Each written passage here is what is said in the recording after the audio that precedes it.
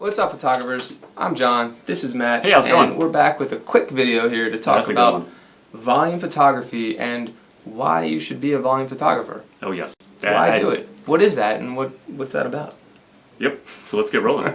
Okay. Why you should be a volume photographer and what types of photography could you add to what you're doing now to add additional stream of income? Right. Because I think there is the misconception that there's a lot of big players and the market can be cornered and it's tough to crack. That's true. And I don't think that's true. Now, I would agree that if you are a prosumer or you do wedding, high-end portraiture, family portraits, things like that, senior portraits, you're not just going to be able to run out and go book a mega high school. Right. I grant you that, nor should you. You wouldn't be ready. But you want to get your hooks in there, because I think the big selling point is, and you've talked about it before, there's a lot of market trends influencing consumer behavior. Buy rates could be falling, growing. It depends on your market. We've heard from some wedding photographers. Their business is drying up. It's drying up a little bit. So that's the first thing that we're seeing a big trend of, right? Is that a lot of wedding photographers have seen their business kind of.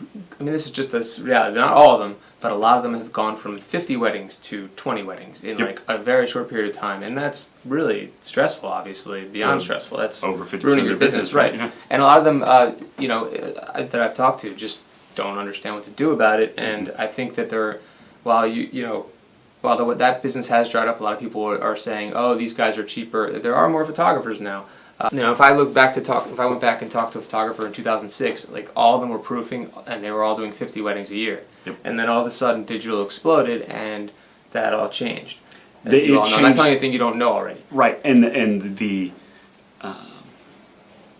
barrier into the wedding space dropped. Yes, absolutely, because it seems like there's more transparency out there, there's more choices, and the consumer doesn't have a true understanding of the levels of photography that they'd be getting. They're like, oh, you have a camera, you're taking pictures, you're charging $1,000 less than the guy down the street, you're hired. I mean, we're recording on $1,000 DSLR that will take fantastic wedding portraits in a photographer's hands. Yeah. So we're not knocking the other photographers. What we're saying is the industry has changed a lot. So what do? Do you give up your business? Of course you don't. You try to find other streams of income. Well, you could, and that's unfortunate. Yeah. So that's what this video is about today, though, is about not the type of photographers that we're seeing get into the volume space. And pivot. So a lot of the wedding photographers that we know are really good marketers too. Yes. So it's a natural transition, and a lot of them will not want to go there because it feels like to them they're taking a step back, like as far as the type of photographer, like I don't want to say they're above it, but it's like, well, why am I doing that when I do these beautiful portraits? And I get that. Yes, but they feel like they're giving up some aspect of their creativity. Yeah, but you can take some of that and put that into the volume work, and that will differentiate you also. You see that in the trend in the volume space where people are disrupting photography. The standard school photography by getting more adding, boutique. adding creativity to it. So that, I think, is an avenue that's a very creative portrait photographer, wedding, family could tackle. Now, here's some more layers to this that I think are interesting and exciting. So you're a wedding photographer. You need more business. At the end of the day, like, you got to pay the bills, right, and keep growing your business. So if you get a league or if you get a school and you get into that world, you're also opening your other business up to all of these people that maybe didn't know about you. Maybe you do bar and bat mitzvahs and you're doing youth baseball. Well, there you go. You all of a sudden could have like all these new clients because let's say they place their order, you give them your information, you can say, I also do bar and bat mitzvahs, and you show them. Yeah, you're doing a small little league and it's got 500, 600 packages sold. Well, that's a lot. Drop a quick insert in there to advertise your portrait business. It's a no-brainer, and you can maybe even give them a discount or something. You could say, hey, or maybe a family portrait session. I mean, there's so many opportunities. It's unbelievable when you are exposed to all these families, and then word of mouth happens. All those families know each other. You just get one or two that like your work, and we're assuming you're a really good photographer. Well, there you go. I mean, you've just tapped into a market that you may not have even had access to before. So that's another advantage of going into volume photography, whether it be sports or dance or just You're schools or getting access preschools. to those households. Exactly. That is one of the biggest takeaways for me. There's the how piece. Okay. Right. So let's talk about. So then you're gonna say, well, yeah, it sounds great, but how do I get into these right. leagues and organizations? And when it seems like there's all these barriers to entry. Right. And so that if you're not seasoned, yes, it can be intimidating. You got these big high schools, these elementary schools. You know, they've got their procedures in place, and so red tape. you know, you've got the life touches of the world trying to keep you out. So don't go after those right away. Let's talk about, you know, get somewhere where you can apply. If you're coming from the Who, we'll go back to the Who. If you're that wedding Yes. Creative photographer, go after those little leagues. Go after those dance studios where you can get the pace. Yeah. You know, because you need to get yourself familiar Daycare, with working quickly. preschools. If you're a wedding portrait, yeah, okay, you've got that. You've got the pacing. You know, you've got this schedule, and that helps in those spaces. But if you're doing high-end seniors or high-end family, you may not have that pacing down.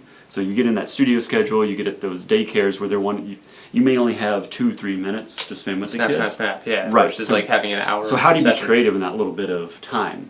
You know, you see we were talking about the boutiqueness getting injected back into volume. Yeah. Where they're putting up a full, you know, using a high key white. Right. Doing full body and just having the kids sort of just be themselves, act goofy, and then they're shuttering using away. props and things like that, right?